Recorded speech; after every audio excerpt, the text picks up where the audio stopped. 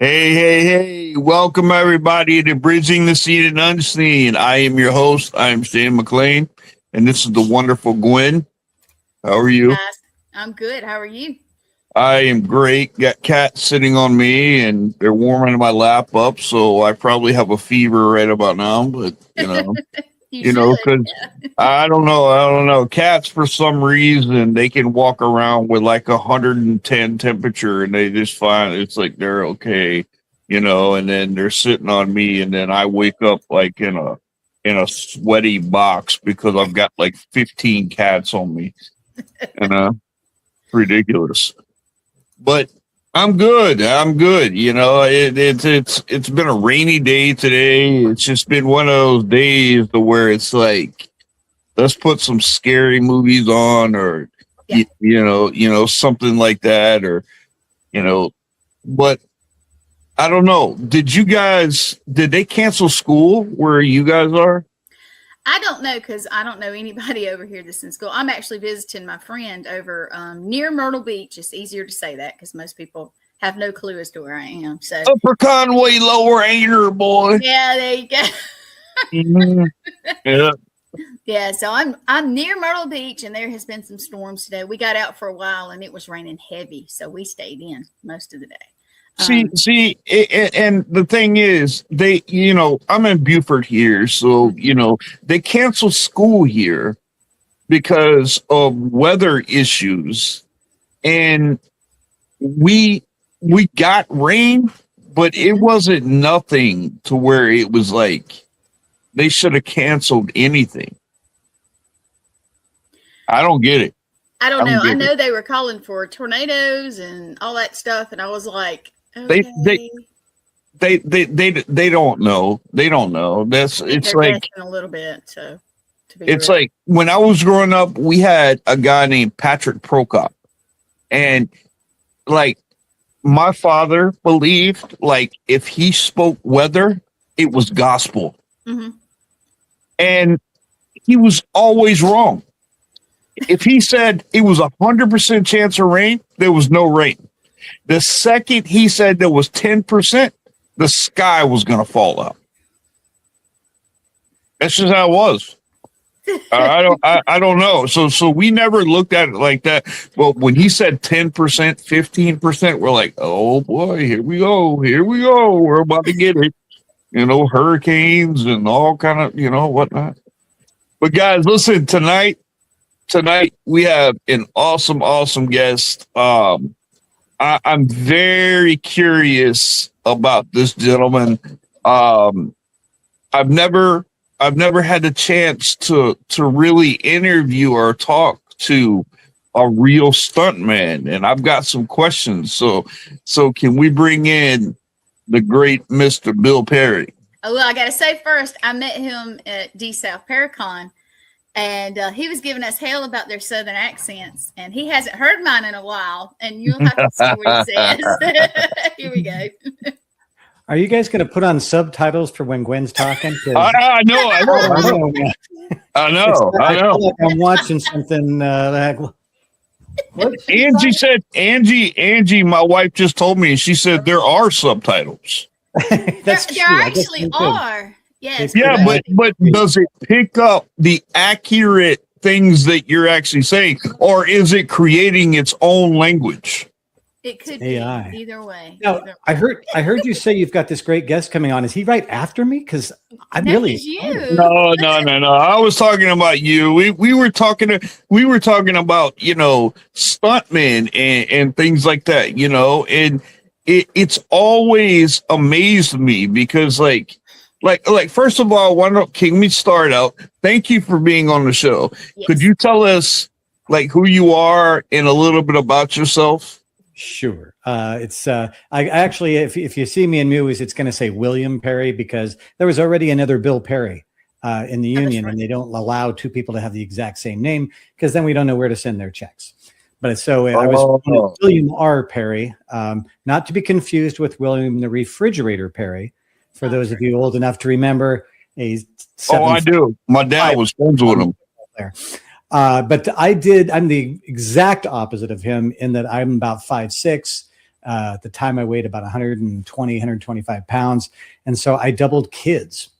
And back in the 80s, we were dicing up kids like sushi. And so they had stuntmen, but most of the stunt guys were really bulky. They were ex-gymnasts. So, you know, they had big arms and chests. And I don't look like that, and I never have. So I made a good double for young ladies as well before the crop went south. And so, yeah, did a lot of Nightmare on Elm Street movies. I did a few of those. The Lost Boys. That movie is phenomenal. If I had to watch one over and over that I did for the rest of life, it's very likely the one I would call. People Under the Stairs. Is this one Return from the of the Lost Living Boys? Dead Part 2? Can you look and see if they tell me if this is one of the? I can't tell. Oh, that's Predator 2. That's Yeah, that's definitely Predator. Yeah. Now people look at that picture and they go, "What is he standing on?" The ground. And he's so much taller than me. And I remember asking him, "What is it like to be so tall?" And he says, "It's filthy. Nobody cleans the top of their refrigerator. Nobody cleans the top of their picture frames or their door frames." And he sees it. And I'm like, well, it's pretty clean down here. People are pretty good at the 5'6" level. People are very tidy. We are the exact same height, man. So I feel you. You know, it's like when you're in school and watching these tall guys do the limbo. Yeah. You know, I was like, you know how ridiculous y'all look? You know, we could just clear it, you know. It's very unlikely that I've bumped my head because I didn't know. Right, you know, right. So anyway, I did most of my work back from I would say about 1985 to I guess about 2000, about 12 years and then a little break and then another couple of years. And just doubling kids. Wanted to get work as an actor, but a lot of times they'd say, you know, you're a good looking kid. You know, if you see those pictures you showed, I was actually a pretty charming looking little guy. But there's they see one. Yeah. And all the girls that you'd be auditioning with were like 5'8". And, you know, Tom Cruise is renowned for being short, as is Sylvester Stallone. But there's Sylvester Stallone and Tom Cruise. Not me. No, Sylvester, hold on. How tall is Sylvester Stallone?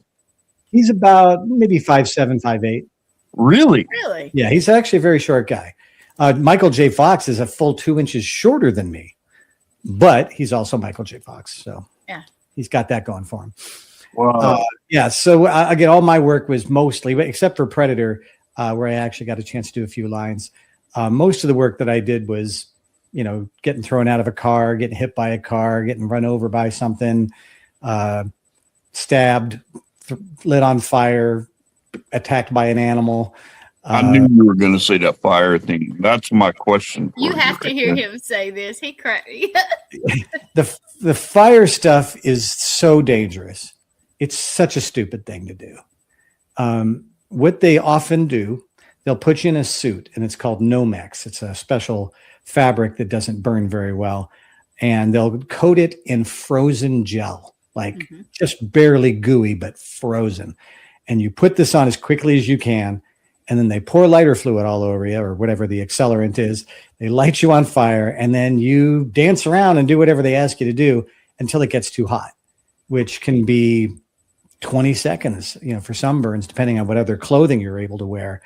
But once your body temperature gets to 106, good night, Irene. You're dead. You have no, is everything covered while you're on fire? Can be. I mean, they'll have times where your face is exposed.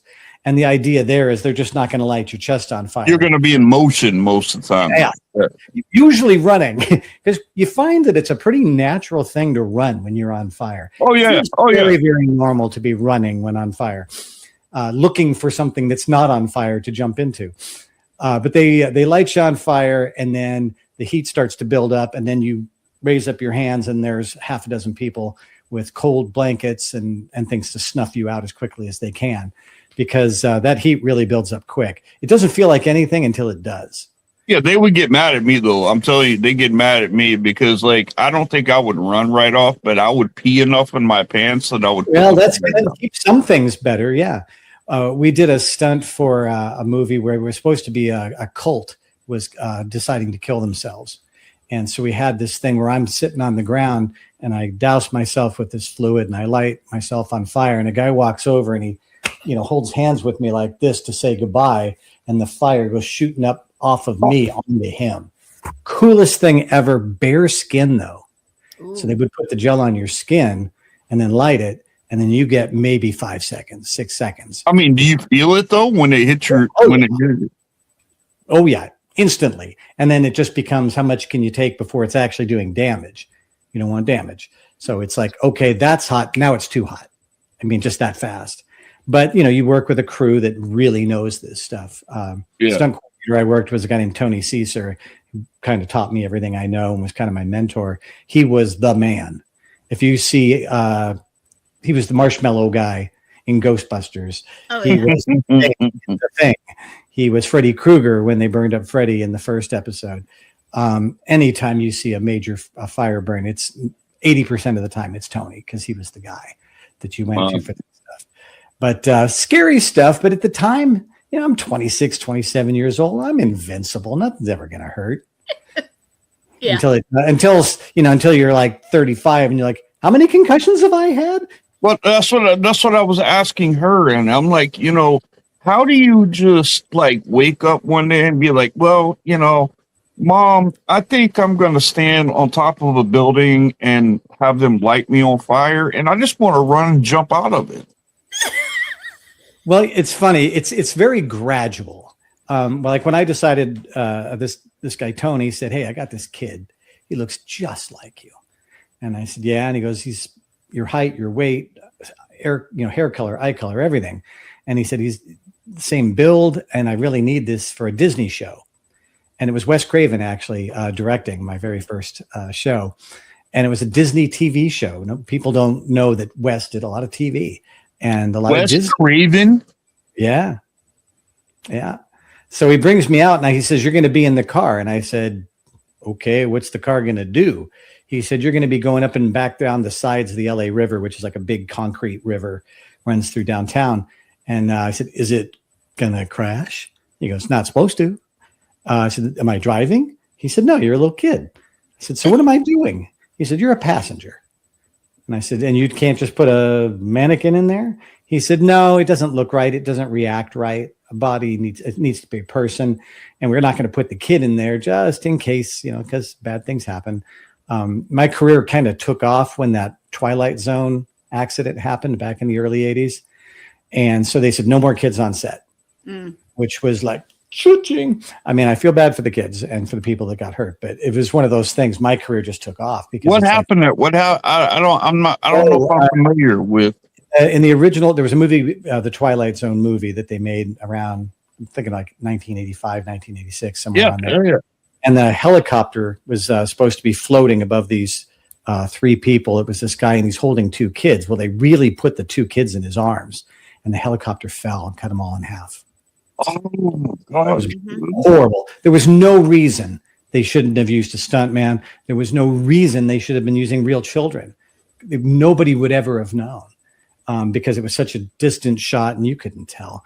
But John Landis, being John Landis, wanted what he wanted. And even though everybody told him it was a really bad idea, he did it anyway.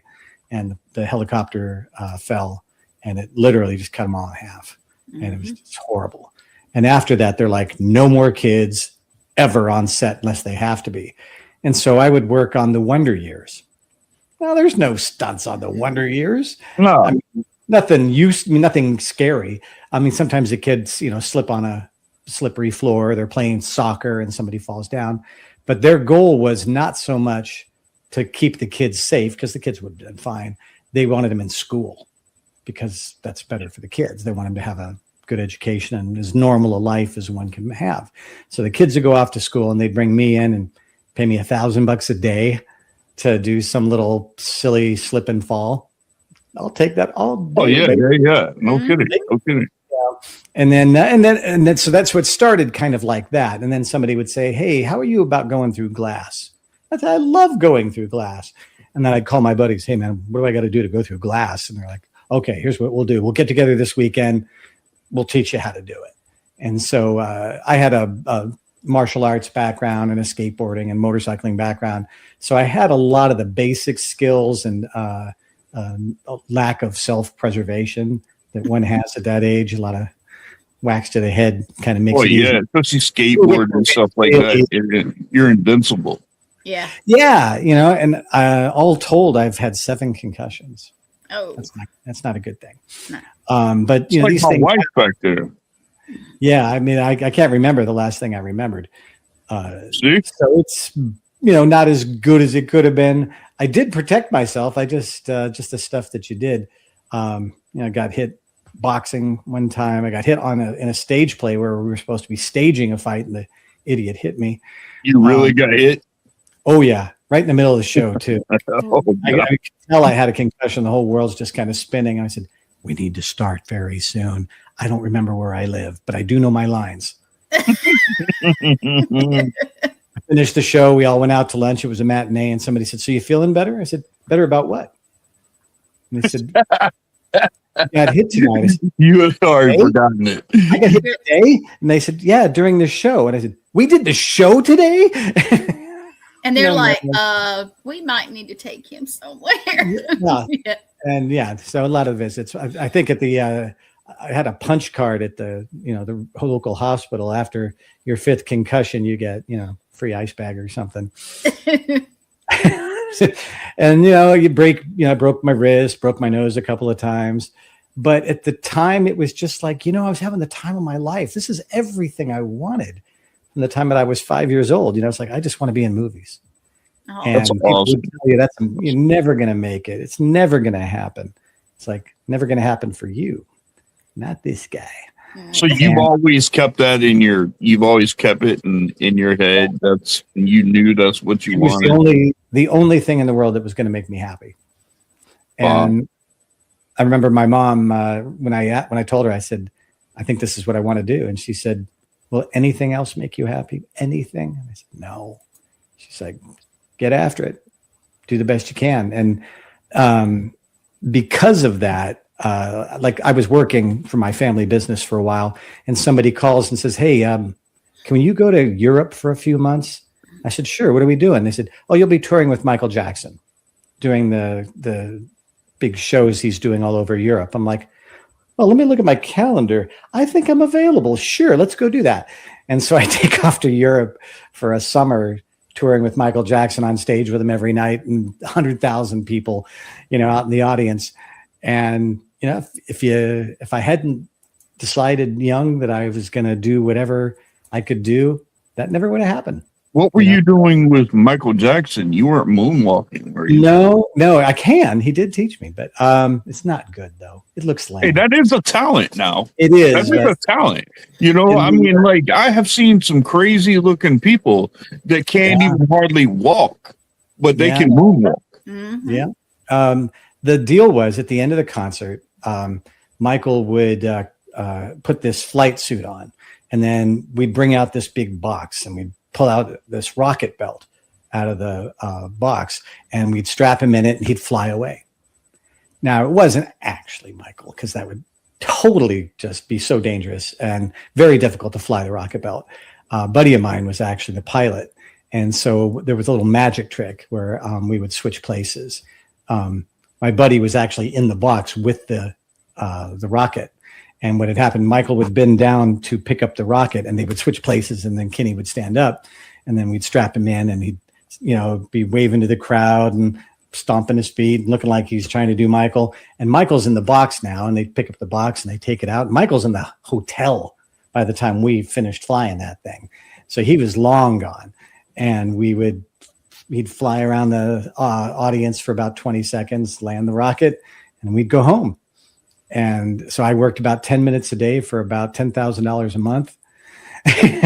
All expenses paid, best hotels in Europe.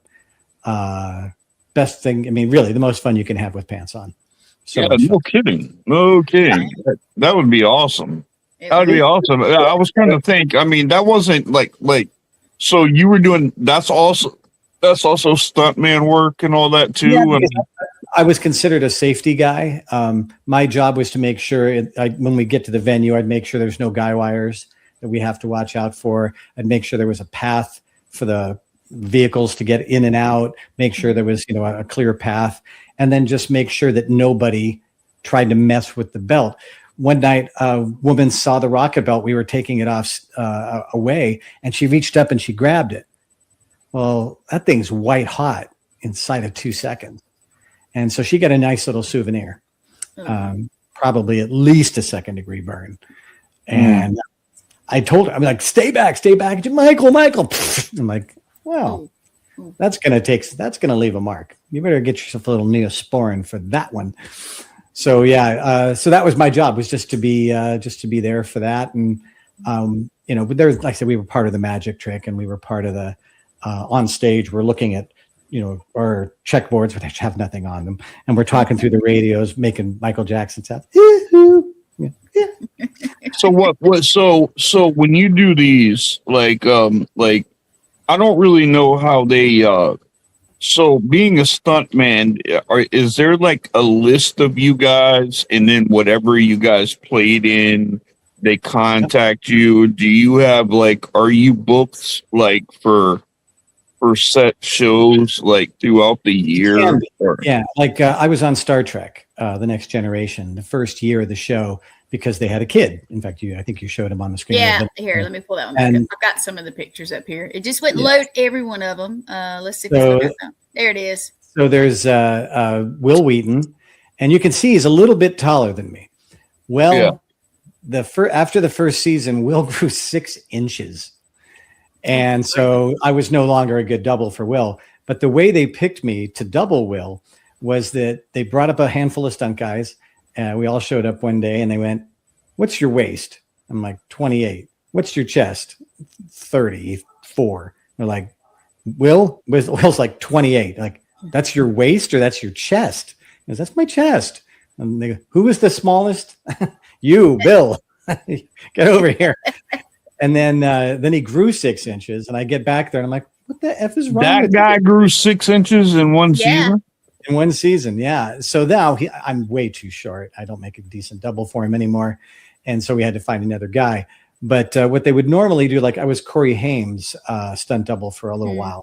I doubled him on Lost Boys and Lost Boys, yeah, great film, and then another one called License to Drive, and then I'd also doubled Corey Feldman on occasion. So they had me there on set just in case. I can't see on the little bitty screen. You have to tell me, is this one of them? Because I can't. That's Will Wheaton. Not Will Wheaton. That's Ira Hayden. Ira worked on Elvira, Mistress of the Dark, which is him there. But we also did, just a few months before that, we did Nightmare on Elm Street 3. So same actor. So if you found somebody you were a pretty solid double for, you would try to stick with them. Try to schmooze up to him and say, "Hey, if they call you."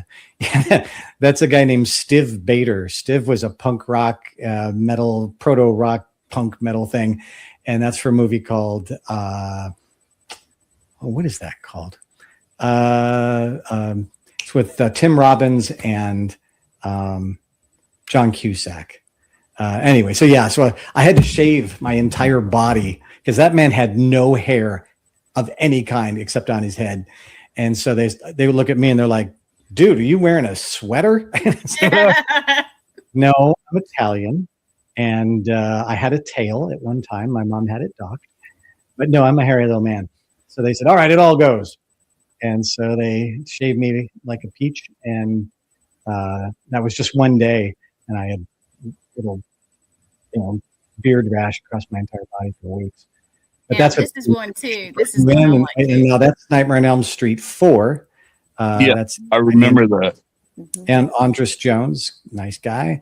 And so when he had karate scenes, he was not much of a martial artist.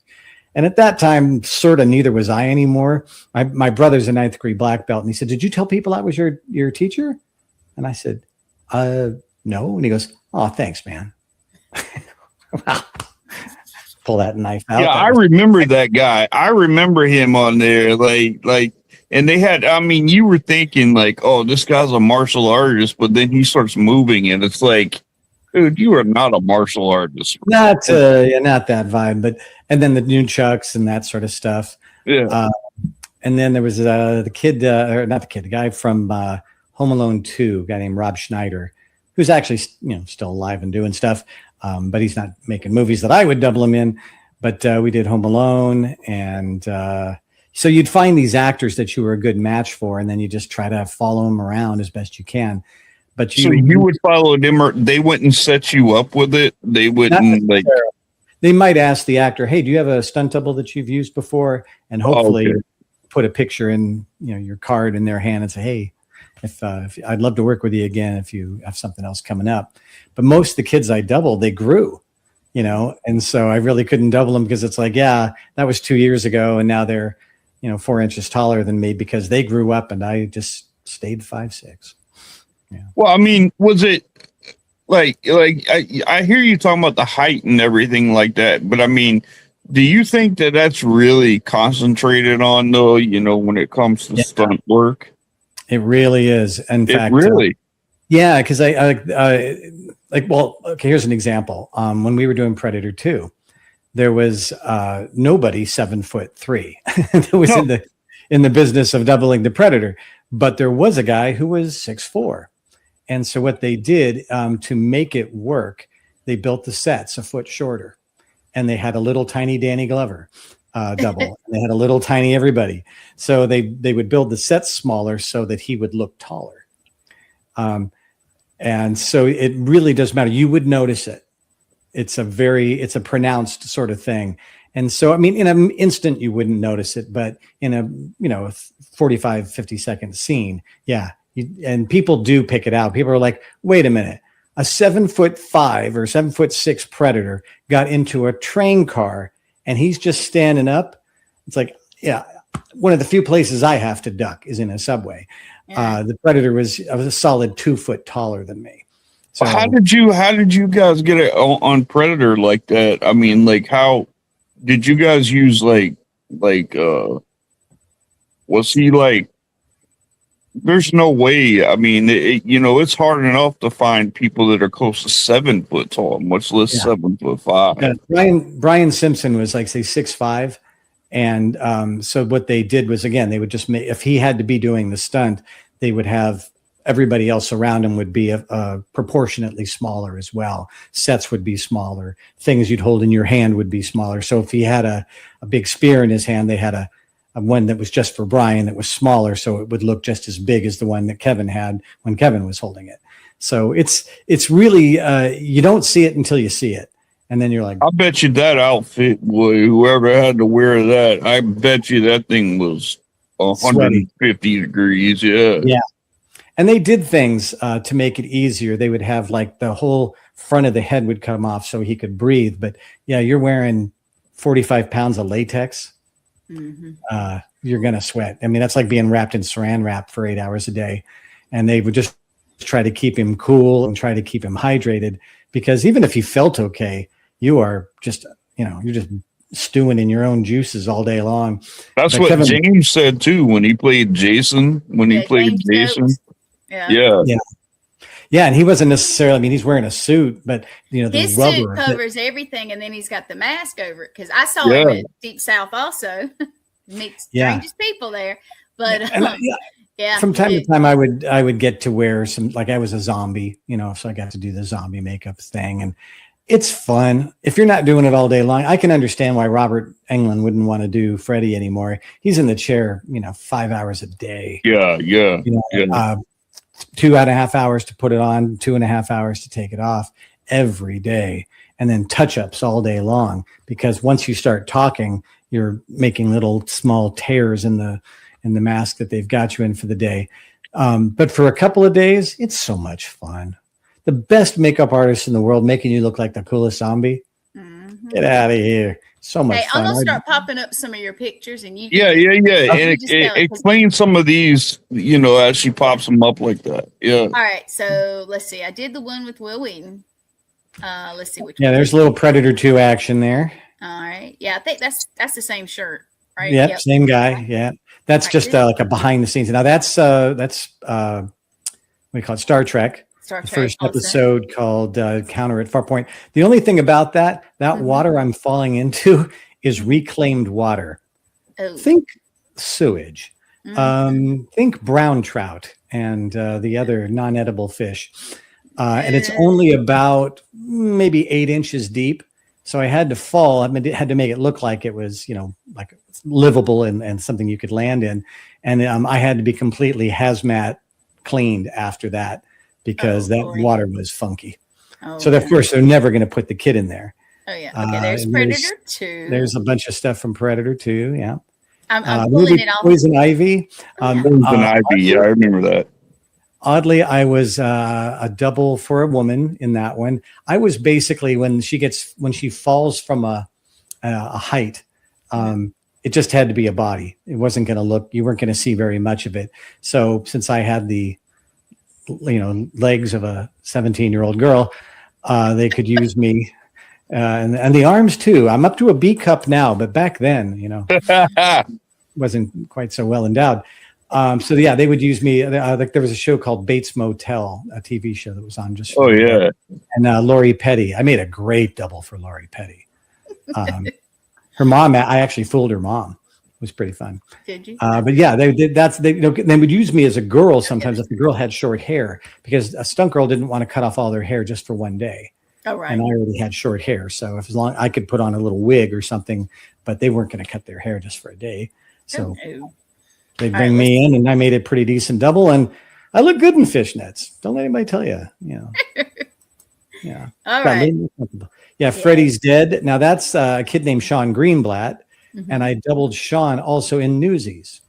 Oh, cool. So another thing where, like I said, once you found an actor that you felt like you had a connection with, grab on because the more shows they do, the more shows you get to do. Did you give them like a picture of you and him next to each other? So then like if he's traveling or something like that, he's like, oh, I do have somebody. And then like when we did marketed yourself.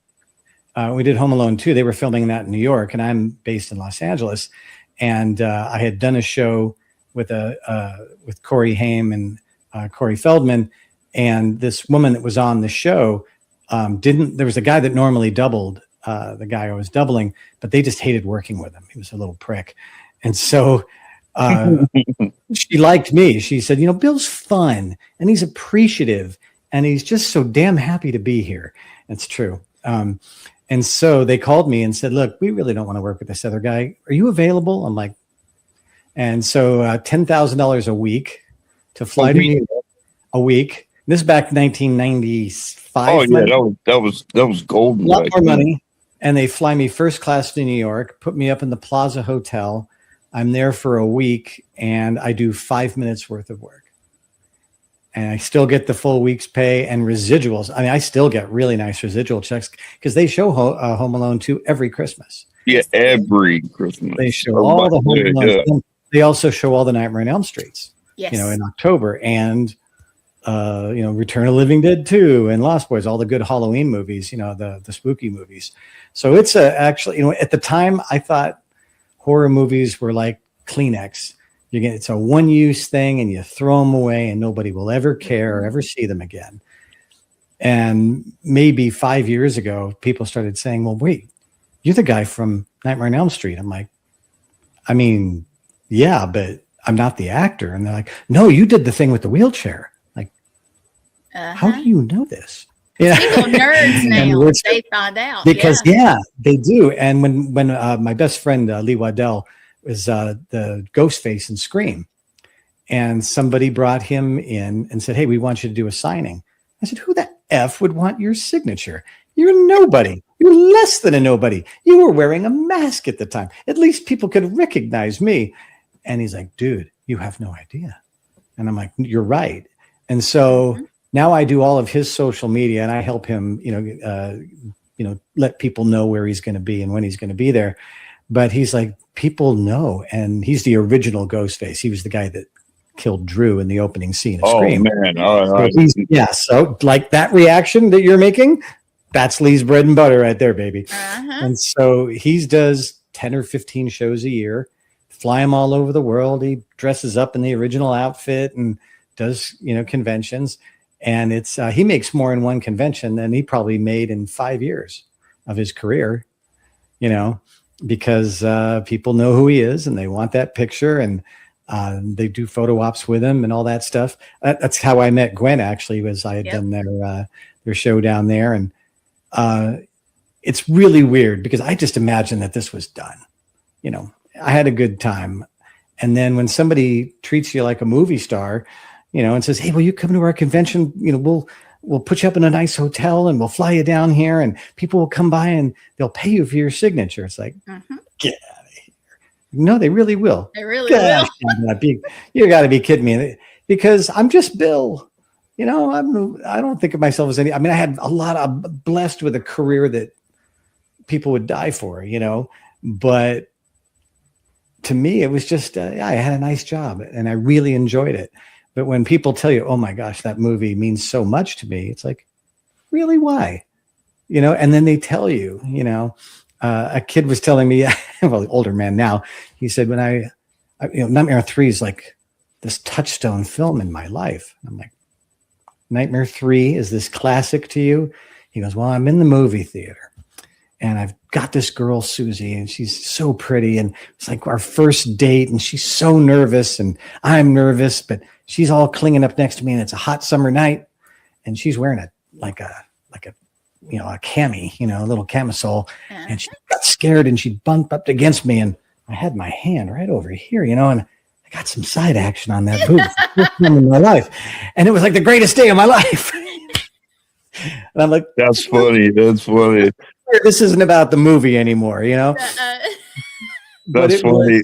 See, I live in Beaufort, South Carolina, and we still have a drive-in theater here. Yep. We still, right up the road from where I live is still this drive-in theater. But when I was a kid, that's when Nightmare on Elm Street was there. And we went and saw that. And my mom said I was so glued on it, she didn't even think that I was blinking. But after it, on the way back, because it was probably a 45-minute ride home or whatever, they said that I fell asleep in the back. And my mom thought it would be some kind of joke because I was wearing like a tank top and shorts and stuff. And she grabbed her nails and went like this across my leg. And she said I jumped from a dead laying down, hit my head on top of the roof of the truck. And I screamed really loud. And she said, "You sound like a little girl." Well, the law still is. You can still prosecute for that. That's, I'll call Child Protective Services for it. Yeah, please do. Please do, man. Because that was traumatizing for me, and you'd get other stories where somebody would say, "My dad took me out to see, whatever movie it was. And it was an R-rated movie. And we didn't tell my mom. We were going to go out. He took me out to a big steak dinner and we watched the movie together and we never told my mom. It was like our little secret. And my dad treated me different after that day." You're like, so this is like a growing up thing, And those stories are amazing. They make you just choke, and you recognize that although, again, it has less to do with the movie than that moment in their life. They remember the movie so well because something else going on in their life was, this movie kind of paired with it like a great song. Everybody's got a song. They're like, "Oh, when, my first girlfriend broke up with me, I heard Peter Frampton's, Baby, I Love Your Way." And it was like, "Oh, Peter, you know what I'm going through, man." And so some of these movies have that same kind of connection with people. And so when somebody comes to me and says, "Oh, I'm a big fan," it's like, you're a big fan of the movie. And I totally get it. And I love to sign things and I love to tell stories clearly. But it's one of those things you just don't know that until, now I think it's 35 years since we did People Under the Stairs. Have you guys had a reunion or anything to where like a bunch of you guys got together and... Yeah, we did. When I was at Scarefest last October, we had the biggest Nightmare on Elm Street reunion of all time. I think there was 20 of us, and I was in 3 of those. And then they also had the Lost Boys reunion, and then they also had People Under the Stairs reunion, and they had they had 8 different reunions that I was part of, all in one show. So it was kind of cool. People would come by and I'd say, what's your favorite movie? And they're like, oh, this one. And it's like, oh, that's over here. Or wait, you did this one too? And yeah, I did that one. And so it was really fun just to have people come by and just sort of, kind of celebrate your career. It's like, hey man, I was happy then. I mean, That's awesome. To sit and, to tell stories and tell them something they wouldn't know any other way. They're like, so when you're doing the wheelchair thing, how did they make the wheelchair chase you? It's like, you wouldn't know this, but they pulled it with a Volkswagen engine on a big long wire. And you can see the wires if I tell you where they are. And so they're like, tell me more about that movie. And then they go home and they watch it again and they see the wires. And then they call their friends, you got to come over. You got to watch this because you got to see the wires. And then they enjoy the movie all over again. Because now they got a little tiny connection to it. So they didn't see it before, and then they, yep. And I talked to the guy, and he showed me the wires. And look, you can see him doing this because if that thing catches his leg, it's going to cut his leg off. And so they now have a personal connection to a movie they've been watching for 30 years. And so that's really the fun part of doing the convention stuff is that you get to sit with people and just geek out.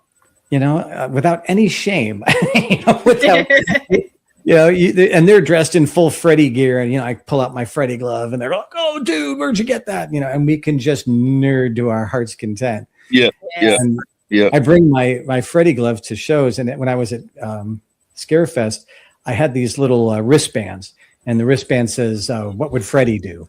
Instead of what would Jesus do? What would Freddy do? And so I would take them and I'd flick them at kids because it was Kids Day at the show, and I hit this one kid right in the head. He never saw it coming because he's blind. Oh. And I feel like shit. And Mom goes, it's okay. And I said, I'm so sorry. And he comes over and I said, do you know who Freddy Krueger is? And he nods his head. And I said, you've had the movies, Mom's played the movies for you. He goes, yeah. And I said, put your hand out real quick. And he put his hand out and I put my glove where he could feel it. And he's feeling the fingers and it's all makes sense now. It's been described to him, but he never, he couldn't really feel it, And so he feels the glove and he's like, oh. And I put it on his hand and he's wearing it and Mom's just crying. Dad's taking video. And it was the coolest thing because I gave this kid something he couldn't get any other way. My glove is made by the same guy who makes them for Robert Englund. So it's as accurate as it's going to be. And it's not sharp though, because I don't want to cut it. No, I wore it. Yeah. Yeah. And so it was this really amazing moment. This kid was just so excited. And so when you get to do a show and you think about, my career was really great. And I had more fun than you could possibly imagine. But then I get to kind of come back to a convention and talk to people who are fans and share it with them again. And they're excited to meet me and I'm excited to meet them. When we did the paranormal thing, I had them take me out for Southern food because you don't get Southern food up here. Southern California is basically Mexico, so it's not really the same. So they took me out to this place and I'm wearing my Lost Boys jacket and the waitress says, oh my God, that's my favorite movie in the whole world. And they translated that to what it meant. And she brings over a styrofoam bowl. Could you all sign this for me? I was like, hon, I'm going to be here for a while. Find something better than a styrofoam bowl. And so we, signed a piece. Hey, believe it or not, that styrofoam bowl will be up on her wall later. That's it, and it was silly to me in a way because I'm just Bill. I don't see myself that way, but she was so thrilled. She had so much fun with it. And so we took a couple of pictures, just sitting in this restaurant. And, for people who are, maybe in Alabama or Kentucky or, some other places around the country, they've never met anybody in a movie before. And the farther I get away from Los Angeles, the more interesting I become. Because in LA, you can bump into, George Clooney at Starbucks. Yeah, it's everybody over there. Yeah. In the right part of town, And so if you get into, Indiana or, some of these places, they've just never met anybody that was in a movie. And it's fascinating to them. And that's great. It makes me feel really, really special that somebody who knows my work. People go, what were you in? I'm like, I was in a lot of stuff. And I tell them, they're like, I said, my work. You just don't know that you know it. Yep. And then when they find out, they're like, oh my God, just like Home Alone. Yeah, I was geeking out with with James, because what Friday the 13th is probably like one of my favorite movies. Oh yeah, the first, and I'm the first telling one you, absolutely to scared the see living poo at me. to see James though, because like James is a good sized guy, and I mean to see him, I mean like when I think of Jason, I think of this real big guy, pulsating chest, like that, and I mean and. He went and he signed a picture for us and sent it right to our house. Yeah. And I mean, it's just, and I mean, I'm looking at it right now and I'm like, man, you don't know. I mean, when I saw him with the mask on, I was like, man, that brought back so many memories of when I was a kid, because, when I used to think of like scary movies and stuff like that, there, of course, it was Michael Myers, but like I'm talking like the Jasons and the Freddys and stuff like that. I mean, I can imagine. I can imagine how I mean, even going and like when you did that with the kid or whatever, with that, that kid will never forget that. I lost you guys there for about 30 seconds. Oh, you probably froze. You probably froze up, and we have that quite a bit. Sorry about that. Unfortunately, so I missed a little bit of the story, but yeah, I met James Jude Courtney at a party maybe about a week ago, and he's cool. a big mofo, a very tall man, but couldn't be nicer. It's funny. You see these people that play these, ominous characters, but they're just tall.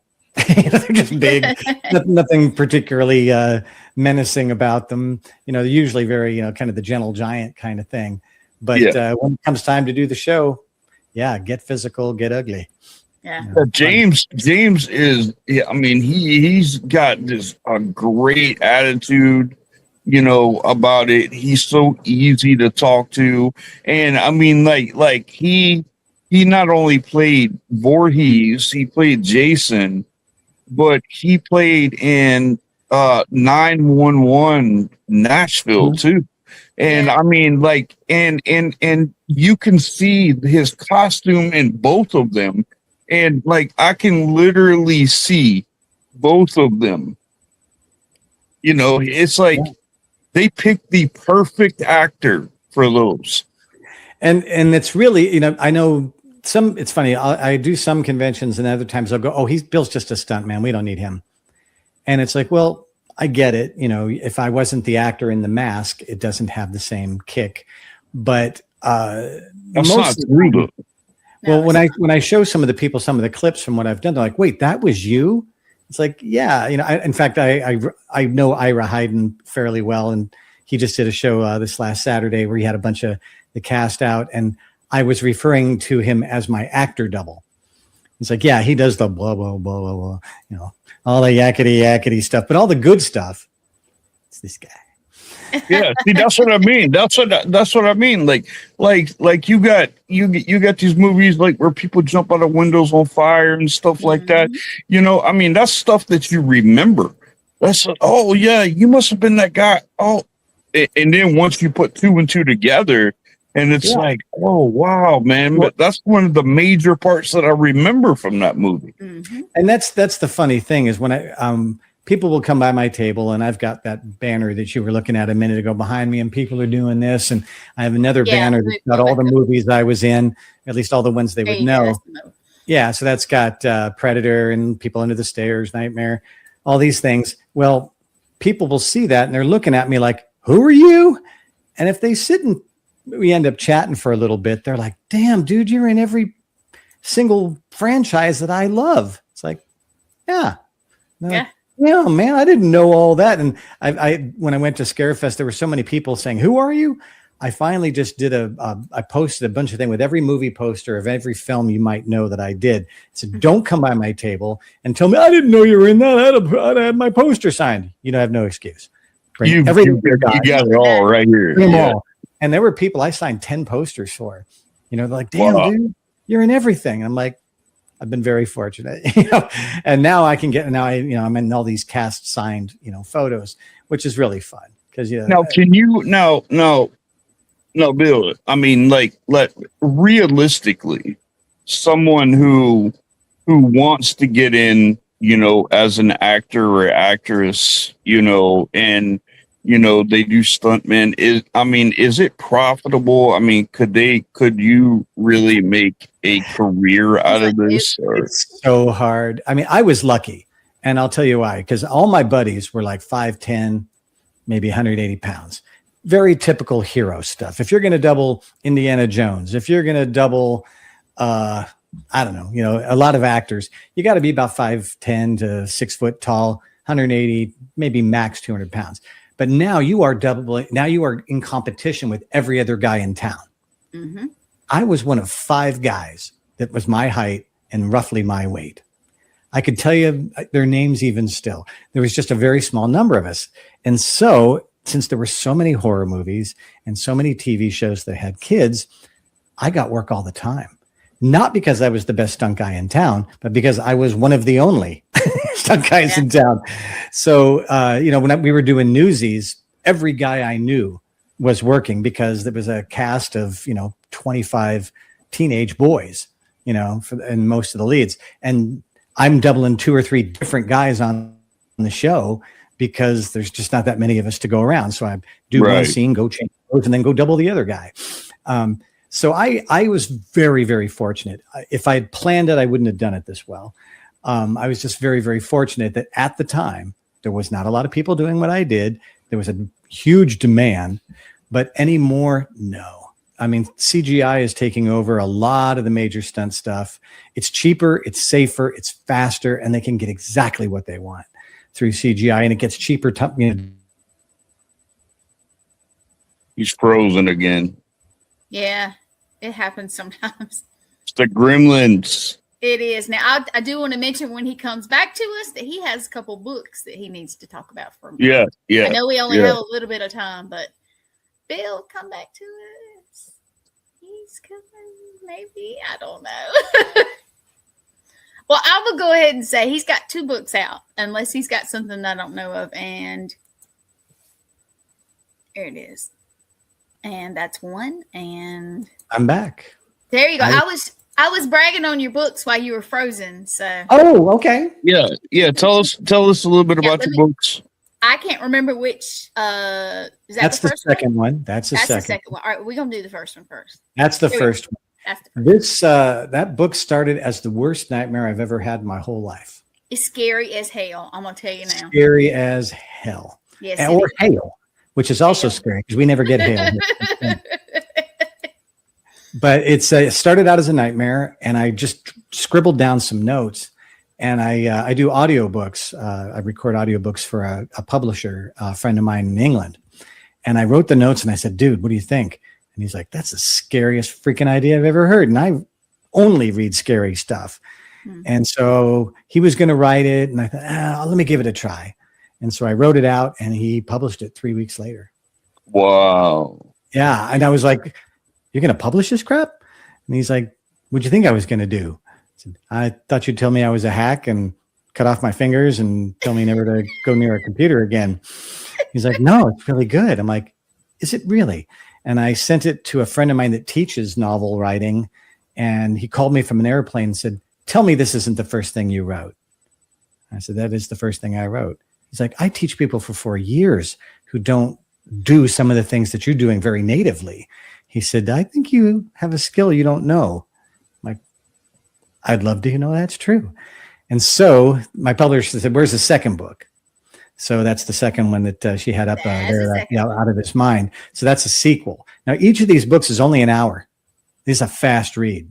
Only because I didn't like writing it sometimes. It's very sad in some scenes.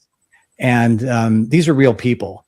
The guy's name is William because it's me. My daughter, I changed the names of my family after I wrote it because I needed it to feel real.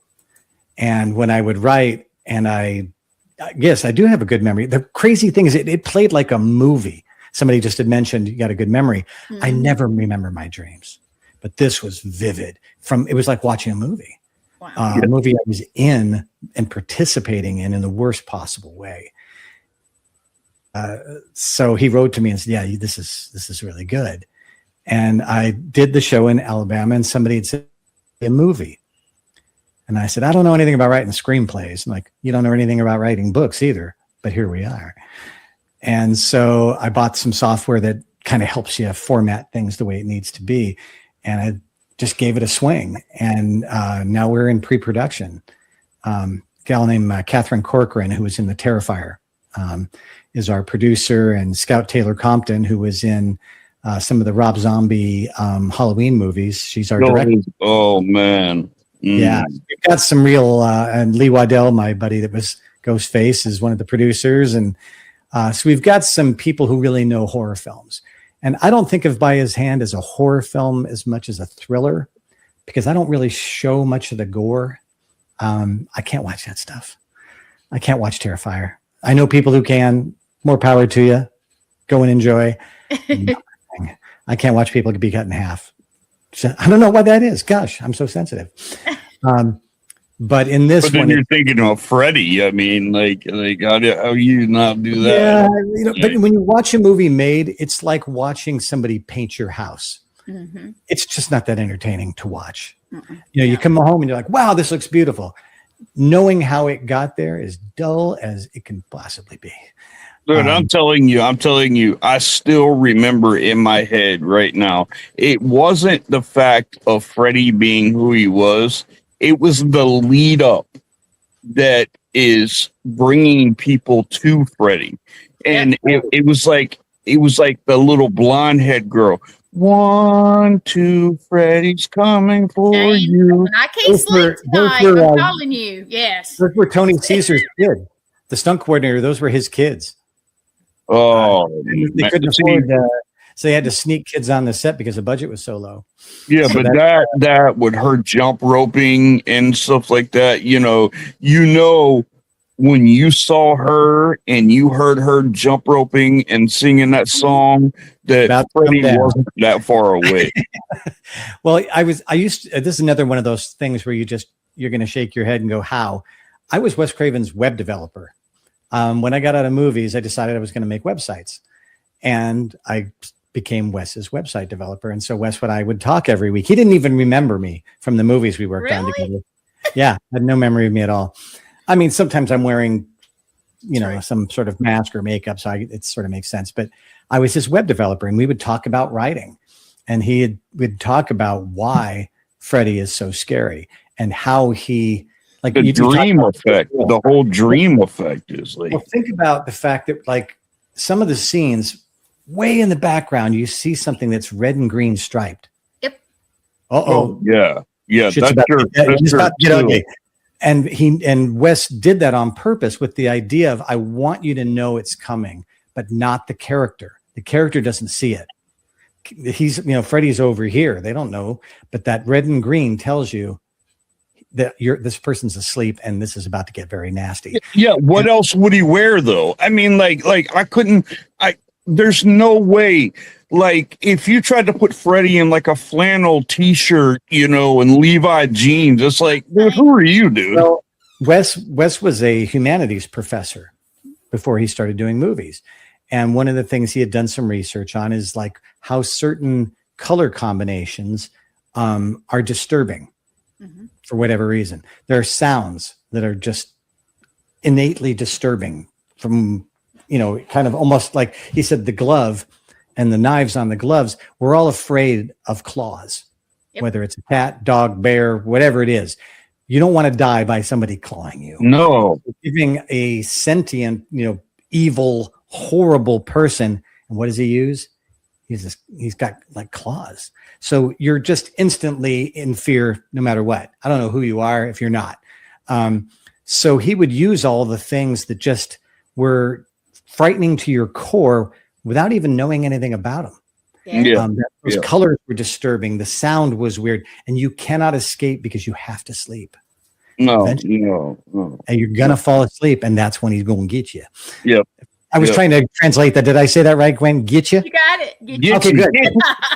Boy, watch out, boy. Gonna get you, boy. You gonna run and yourself. Where you are, buddy. Oh, you in trouble, boy. You guys got to realize I traveled a lot last year, like to Wisconsin and that kind of stuff, and they don't talk like that there. No. Oh, no, I can imagine. I can imagine. Oh, you little Southern belle, you sweet tea drinking joker, you. And I am not a Southern belle. Anybody that knows me. I was doing a book for somebody, and she said, "Hey, we got to lose the California accent."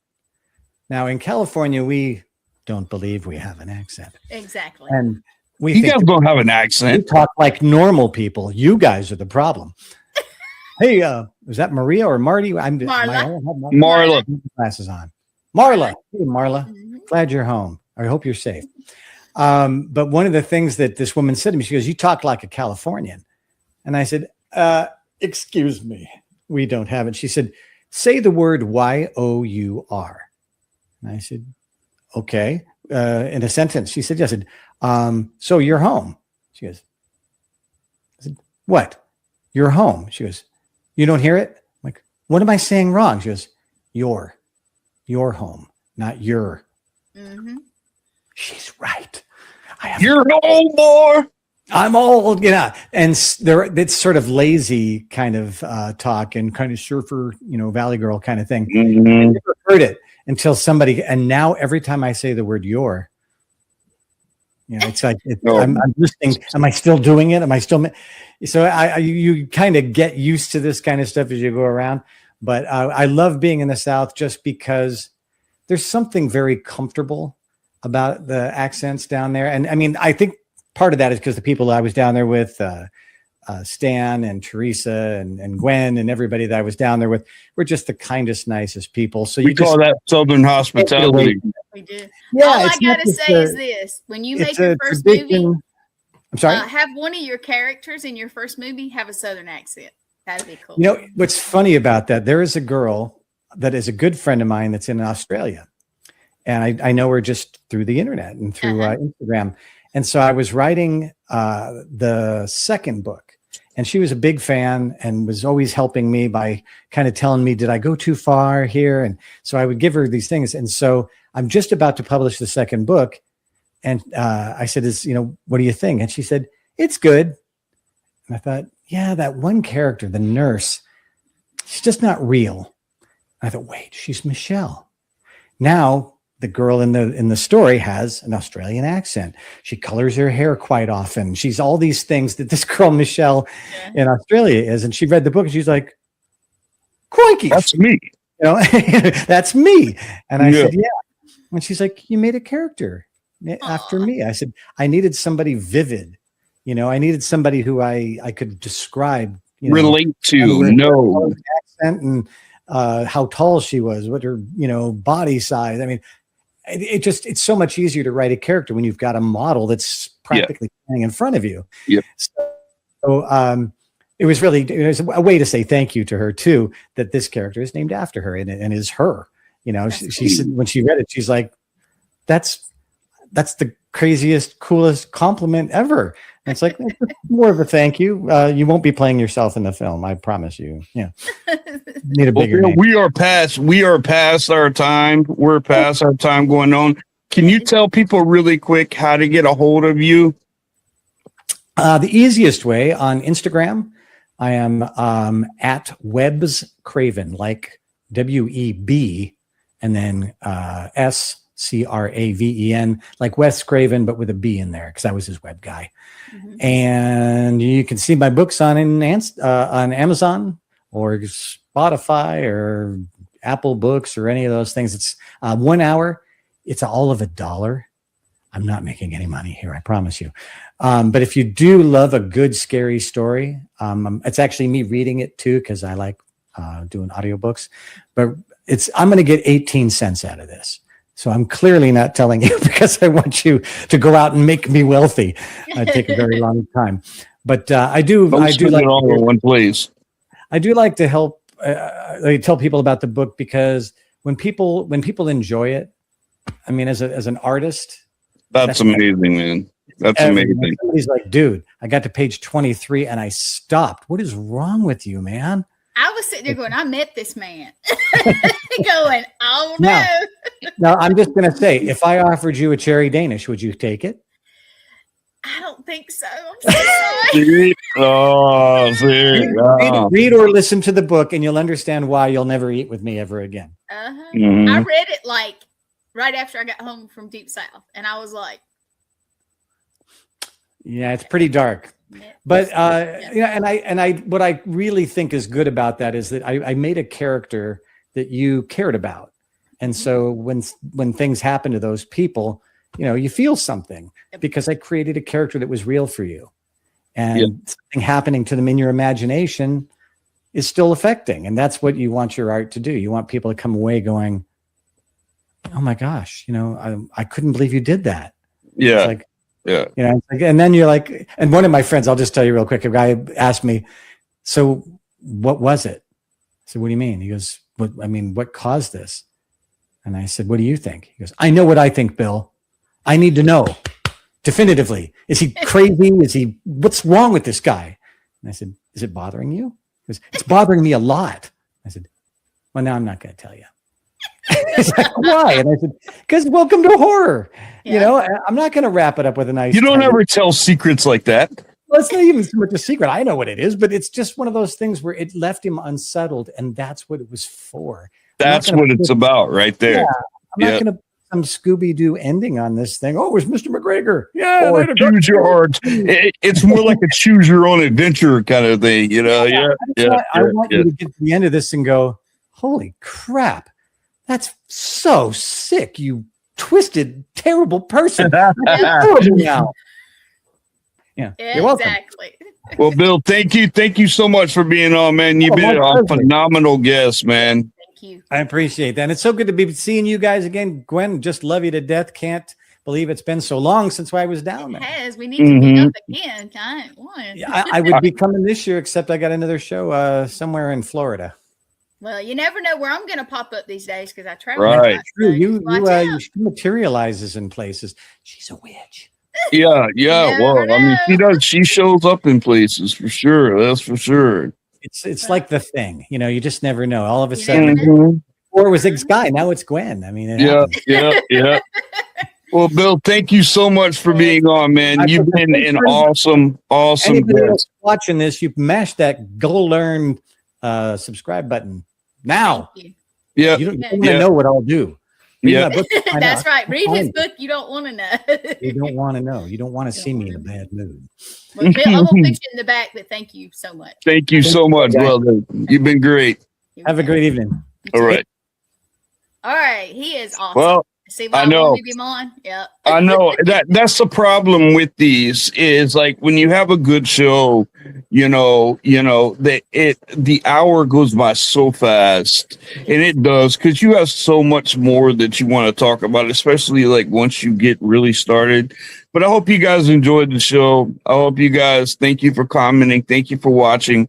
Please make sure you check out his books, check out his website, check him out. He's an awesome guy. Yes. But thank you guys for spending some time with us, and you guys stay safe, be blessed always, and stay spooky, people. Peace.